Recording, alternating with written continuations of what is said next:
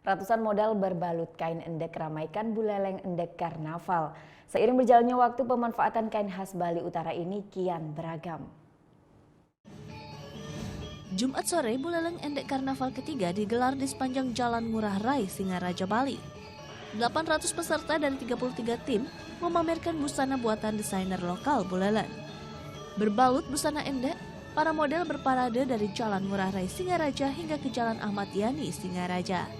Buleleng Endek Karnaval yang bertajuk Metamorfosis ini diharapkan mampu meningkatkan nilai ekonomi kain endek khas Bali Utara karena motifnya yang berbeda dengan kain dari daerah lain.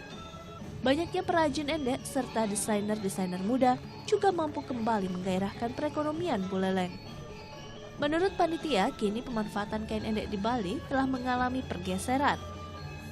Penggunaan endek masa lalu digunakan seperti apa sih dulu kala tempo dulu gitu. Tempo dulu endek itu digunakan seperti apa? Hanya sebagai common saja, artinya terbatas pada upacara manusianya biasanya itu.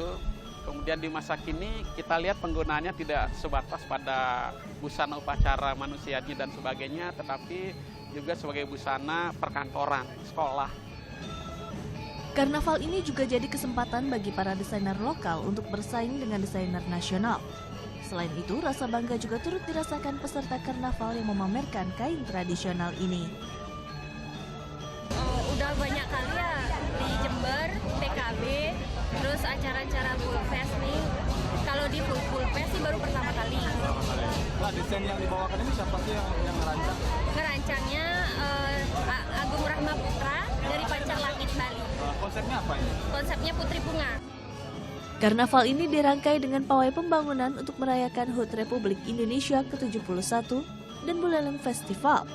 Ajang ini juga mampu menarik perhatian ribuan wisatawan lokal dan mancanegara yang sedang berlibur ke Bali. Putu Wijana melaporkan untuk NET.